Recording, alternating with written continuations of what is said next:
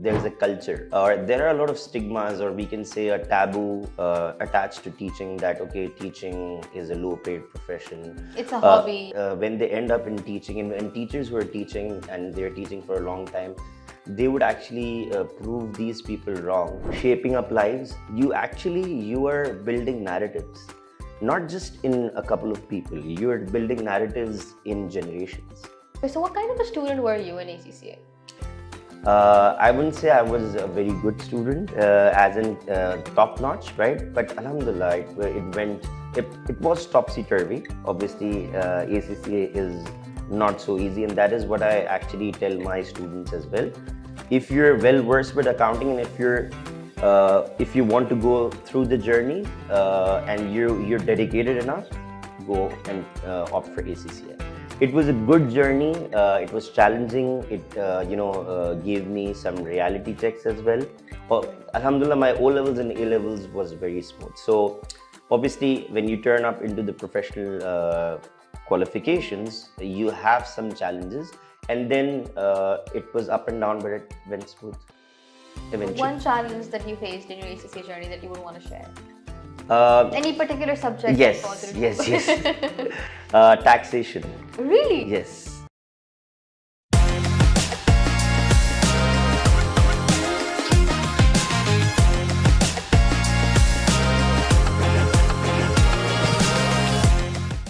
Assalamu alaikum, ladies and gentlemen, boys and girls. Welcome back to another episode of Mentoring Young Leaders. I am your very own Aliza Naqvi, and today the guest we have, well, he has quite a few aspects to his personality. He has been teaching OA levels, economics and business for around 12 years. He is an ACCA affiliate as well, and apart from that, a cricket enthusiast as well. So let's get to know him and his journey. A very warm welcome to Mr. Rehan Rafiq. Assalamu alaikum. Walaikum assalam. How are you, Aliza? I am good. How are you? I'm fine, alhamdulillah. So how's life these days? Life is very good, busy. Okay, Yes. clearly. Yes, obviously teaching, it's always busy. I think we can start off from here. I was going through your schedule, and the amount of things you have to do in a day is insane. Like, you have your own thing going on at home where you teach students, you have something online as well, and then you're teaching OA level students physically, like with colleges as well. Right. Does it ever get too exhausting? Of course, it does. A lot of times, I'm just finding my me time here and there, but it seldom does it come to, So for a teacher, it's always rare. But yes, obviously, being a teacher has pros and cons. So time is actually towards that con side, but we need to manage. Whoever manages it well, they can still give time to their family and themselves. But still, if you compare it with other professions, yes, time will always be shorter for a teacher, right? Coming towards how I actually manage it, as you know, my schedule, I start 8 a.m. in the morning, and a lot of times it's around 11:30 where I'm ending. So I try to manage it well with a couple of advantages that I have. Like, for example, in the morning, I'm teaching at an institute where it's not so far away from my place. Okay. So when I get free in the afternoon, around 2, I actually keep it a thing that I don't keep any classes, any of my evening affiliations right after that. Okay. I have made it a thing since I started teaching properly, that I will always have my lunch with my family. Okay. So I try my best to keep that 1 hour, a couple of hours slot free, where I go home after my morning affiliations. I go home, obviously, I have around 1.5 to 2 hours there, where I have to obviously, get myself fresh and, have lunch with family, prayers and all these things, right? And like, if there's time, like even a 10-15 minute nap would actually be like gold dust there, right? So I try to fit in all these things, then start my evening affiliations. Okay, it's nice that you've set a boundary at the start of your career, that this is something that you will not compromise and you will take out time for this specific thing. It's nice to hear that. Right. So is this something you've always wanted to do? Teaching? Yeah. Or, yeah. So basically, that's in Pakistan, obviously, there's a culture, or there are a lot of stigmas, or we can say a taboo attached to teaching, that okay, teaching is a low-paid profession. It's a hobby. It's a hobby, or a lot of people think that when someone cannot do anything, they end up in teaching. Yes, That is yes. a very, I've heard that so many times. That's a stereotype, right? So I actually think that when they end up in teaching, and teachers who are teaching and they're teaching for a long time, they would actually prove these people wrong, because there are a lot of as we talked about cons of teaching, there are a lot of pros of teaching as well, right? This profession gives you such satisfaction which I believe other professions don't. Satisfaction in terms of changing lives, shaping up lives. You are building narratives, not just in a couple of people. You are building narratives in generations. You are influencing generations. So for example, if I'm teaching right now in the morning, if I roughly talk about my morning affiliations, I'm currently teaching around 200 to 250 people in the morning, just students in the morning, right? In my O levels and A levels affiliations combined. So it's 200 to 250 students. That means Monday to Friday, I'm going there. I'm influencing some part of their brain. Some thought process is influenced by me, right? So obviously it's a big thing. It's not just another profession. So coming back to the journey, obviously since childhood, since my student days, I aspired to be a lot of things. Like I had a lot of professions in my mind, such as initially I wanted to be in the army. I wanted to be a cricketer. A lot of other things, astronaut, not what. Okay. So a lot of things, right? But obviously when you grow up, you realize reality of life around you. You have challenges, then you start thinking according to that. So whatever your life around you is, you actually think like that, and then you start pursuing a profession which is which will actually solve your problems of life, right? So obviously it was not the first thing, teaching, right? But I ended up in this because obviously I started it and then I started enjoying it. So it was not my first choice, to be honest, right? But as I was doing my ACCA, I started my ACCA, and when I started my fundamentals, I gave my F1, F2, F3, the initial papers. And after that, I had some students around in the vicinity where they wanted to study some subjects of O levels. So that is where my teaching journey started. That is where I started to teach. I found myself that I actually found this skill in myself that I can teach. I just gave it a try. I was like, I actually, at that time, the intention was to help someone, basically. It was not like I wasn't charging much. It was just a small amount to help someone, help a friend's family, basically. And that was the first attempt where I started teaching, and then, never looking back after that. So actually, alongside ACCA, I kept on teaching. I started O levels, then A levels. I even taught some ACCA subjects for a very brief period. I taught F1, F2, and F3. But that was just for a 6-month period, not more than that. Okay, all right. And a little about how you came into ACCA. Like, was that something that you had planned? And because you weren't really sure about what career path you want to opt for, so was ACCA doing it and then pursuing it as a career your first choice while entering into the field? Okay, so actually, at that time when I was coming towards ACCA, right? At that time, there were very limited options. Although it was not way back, it was about 2011. But still, I would compare right now in this day and age, we have much more options. But if you go 10 years back, we didn't have much options. Majority of the students were opting for BBA, right? That was the most common degree at that time. So when I was growing up in my O levels, 9, 10, 11, even through my A levels, I used to hear that, okay, I've done my A levels, now I'm going to IBA. What are you doing? BBA.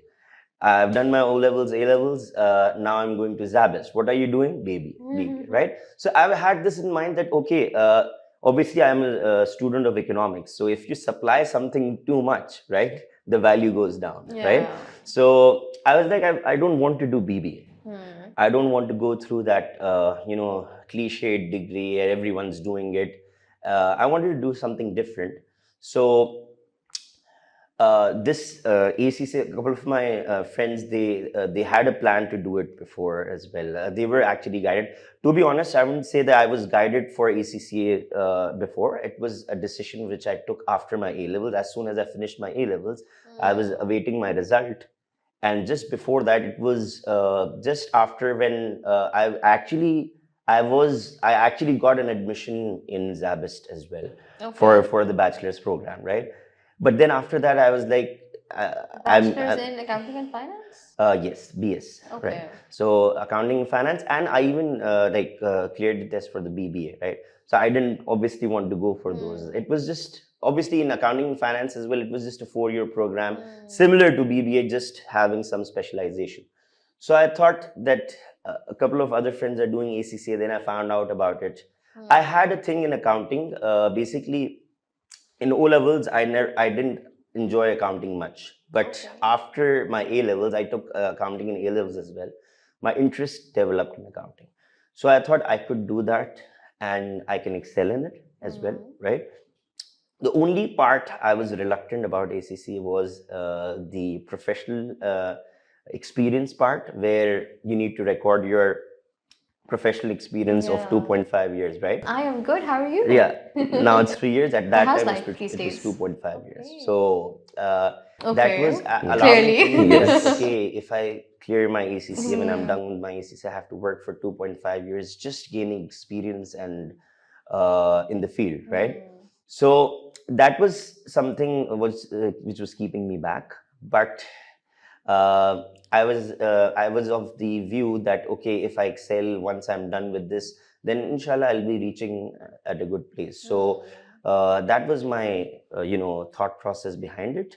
And then I took admission in one of the institutes near my place, and then the rest is history. All right. So did you try to get that experience after ACCA?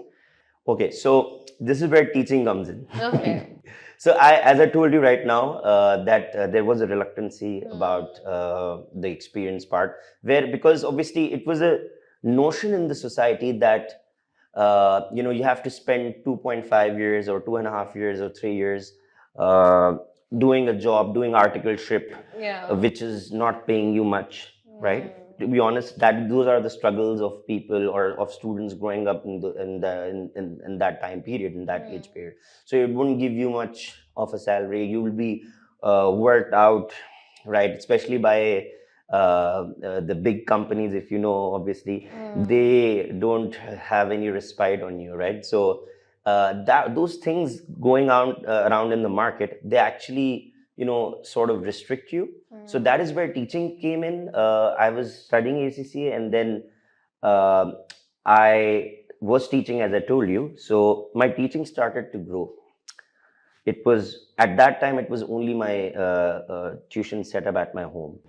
And that grew, alhamdulillah, in the evening. So it was my morning study for ACCA, and then evening teaching for O levels and A levels. Okay. So that grew along. And if you talk about the job market, right? So getting experience, as I told you, there was a reluctancy. I got some market jobs, which was a problem was that it wouldn't count in the experience, the practical experience requirement, a normal 9-to-5 job, right? Okay. So previously it was actually difficult to get recorded or record every experience that you do as the practical experience requirement for the ACCA. Okay. So that was actually a thing. So I rejected a couple of jobs, obviously, because of the timings, because I actually always had an opportunity cost, that I always thought that if I leave this, I cannot teach. Either I can study, I can either do the job. So that teaching part always, held me back from the 9-to-5 thing. But I did overall, if I tell you, somewhere down the line where I wasn't teaching in the morning, I did a couple of jobs relating to finance, which were 9 to 5. All right. Yes. Okay, so what kind of a student were you in ACCA? I wouldn't say I was a very good student, as in top notch, right? But Alhamdulillah, it was topsy-turvy. Obviously, ACCA is not so easy, and that is what I actually tell my students as well. If you're well versed with accounting, and if you want to go through the journey, and you're dedicated enough, go and opt for ACCA.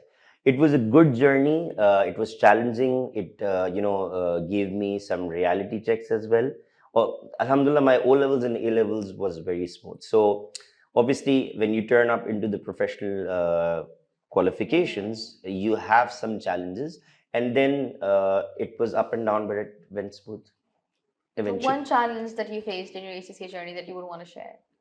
Any particular subject? Yes. Taxation. Really? Yes. That was, I don't know. It was a lot of, yes, you were saying something. People find tax really easy, actually. Exactly. Taxation was actually challenging for me because, F6 at that time was, I don't know, it still is. So F6 was, I don't know, I didn't pay much attention to that initially or what, but taxation was like sort of different for me. Okay. Different because I came from an A-level background. I did accounting, so it was something different, right? And I took it maybe lightly initially, and then because once it's with my students as well as it's with everyone, once you have a bad experience with one subject, it sort of gets in your mind, right? Even if it's easy, even if you find it easy in the future, you'll still have it in your back of mind, right? That it will haunt you. So Okay, yes, that is something. That is true. The subject which I really enjoyed in ACCA was F8, Audit and Assurance. Oh, okay. Yes, that was my favorite subject, and if you talk about ACCA, that is the thing I really enjoy. And then you went for AAA as well? Yes. In the professionals? Yes. All right. Yes. Okay, wonderful. So did you try getting a job into like audit firms or? No. All right. To be honest, not. As I told you earlier, that teaching never let me, fully opt for the 9 to 5 profession. Although I did the 9 to 5 job for, many months, almost a year in between where I wasn't working in the morning. But then again, my evening, occupations were outnumbering the morning affiliations, even the 9 to 5. So I was like, why not just grow in this? And then eventually it was my evening setup overall, which took me to the morning affiliations. A lot of, it's the other way around for a lot of teachers where they start in the morning and then they go towards the evening. So it was the other way around for me. All right. So any particular student interaction that you still remember and you still cherish? It could be anything. It could be like a personal growth moment for you and your student, or any achievement as well. Something that you recall and it fills you with gratitude. Alhamdulillah, there are a lot of moments in teaching. You get a lot of moments like these. I wouldn't say any particular, but whenever students appreciate you after years, when you've left them and you've taught them, and after a couple of years, when they have passed out, they recall you, they find you somewhere on Instagram, Facebook, and they message you that, sir, I still remember your teaching. I still remember how you taught me. I would share a couple of instances. Recently, last year, one of my students I taught her business in grade 9s and 10s. So I left that school. It was a part-time affiliation a couple of years ago. And she finally gave her 11th paper and she got her result. And she messaged me after that. And she was like, sir, the chapters that you taught me initially in grade 9s and 10s, I still remember those chapters without even revising. I remember all of those examples, the real life examples that you gave in class. I actually recall that it plays in my memory. So that was actually a big this is why we teach, actually. These are the moments where a teacher, gets the reward. It's much more than the monetary reward. These are the moments which give you satisfaction. Apart from that, that is obviously related to the subject. Apart from that, recently, one of my students, most probably if I share something, he might be listening as well. So one of my students from the current institution where I'm teaching, I taught him in grade 9. Okay. So he was a very talented student. He was good at studies. He was smart. He's smart, but he was actually had a problem of discipline. Okay. So, and not just with me, he had a problem of discipline with a lot of other students, a lot of other teachers, as well as he had problems with students. And he was identified by the management and all. It was famous in the school that this child has a problem with discipline. So recently, now he's in grade 10s. He's apparently not in my section, so I'm not teaching him right now. But I see him around and he meets me and stuff. So it was at the end of grade 9 where throughout the session we had these problems of his attitude. He used to misbehave and all that with every teacher. So I tried my best not to react much. Like, the old school style of teaching is like, the student misbehaves, you shout back, right?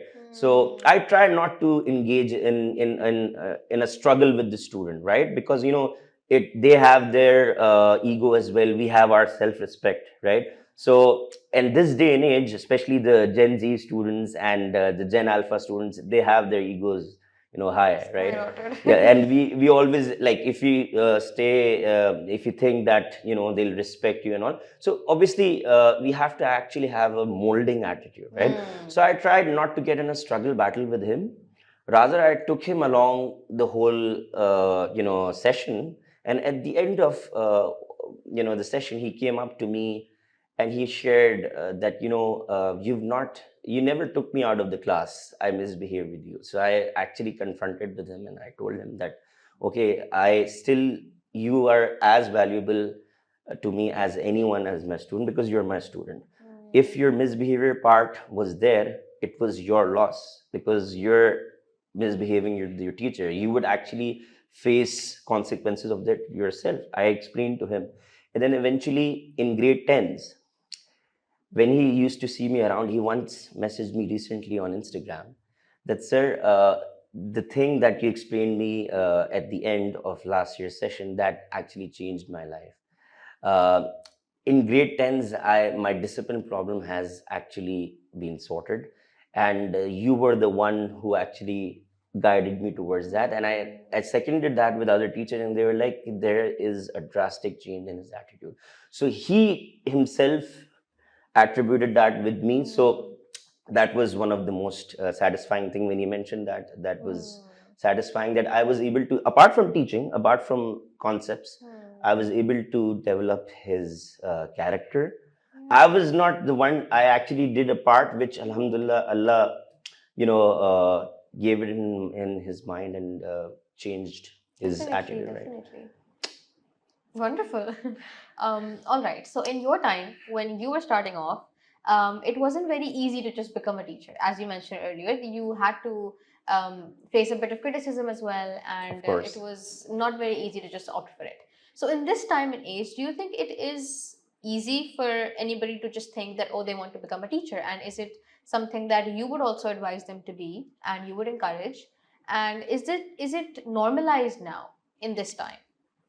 So I think it's normalizing right now. It's much better than before. So at that time, as I told you, people used to think that teaching is, what kind of profession. They think it's lowly paid. There's no growth. The idealized professions are doctors and engineers. They were idealized. But because society is growing, people are getting to know each other. Obviously, it's a very small world with the advent of social media. So in this day and age, students are getting to know the perks of teaching as well. They're actually, while being students, a lot of my students are now teaching as well. Okay. Seriously. While Yes. being students, like Right. A lot of my students, which I've taught in the past, Okay. Alright. and they're very young. They've started young. Like as I started, they've even started just after the A levels. They start teaching. Obviously, they start teaching privately first, and then obviously it takes time to get into institutions after your bachelor's or master's or whatever qualification you're doing. So I think it's much easier in this day and age, right? And it's more embracing in this day and age. People are embracing teaching. They know that there are perks. Obviously, you need to work hard, but they know that it is rewarding as well. And that is why it is attracting a lot of new students, right? It is not that difficult as before to get into teaching. So, yes. All right. Okay. So 5 years from now, 5 years along the line, do you still envision yourself teaching and having so many things to do on your to-do list every day? Is that something you continue to do, and is that something you envision doing 5 years down the line? Okay, so satisfaction of teaching would always is a thing that you wouldn't want to let go, right? But obviously, you need to be practical about life as well. So practicality is the first and foremost thing that you need to see. I would suggest all my students, all students listening here, that obviously you need to evolve yourself. You cannot, if I'm enjoying my life as a teacher, obviously it's tough giving my time. Even if it's good, it's rewarding financially or professionally. Still, I need to see how I need to evolve, how I need to go along with the society and how the overall things are transpiring, right? So, in 5 years from now, I would like to be teaching, obviously, but I would want to grow in this profession more. In terms of, I would want to go somewhere around entrepreneurship regarding teaching, linked to teaching, right? Alongside any other venture, if it's it excites me. There are some ventures, there are some ideas that I have, which I want to pursue. But obviously, the main thing would be around teaching. So I would go for some entrepreneurship, maybe an institute, or in collaboration with someone, or maybe on myself, on my own. So I would actually want to go to that part as well, obviously evolving in this journey. All right. Okay. Well, we wish you all the best for all your future endeavors, and thank you so much for your time. We do understand how hectic it is, but you were able to make the time for us. Thank you so much. You're welcome. And all our prayers are with you. Thank you so much, Aliza. It was nice having a conversation with you. Likewise. Thank you so much. You're welcome. All right, guys, that is all for today. I'll catch you all in the next episode. Till then, stay tuned.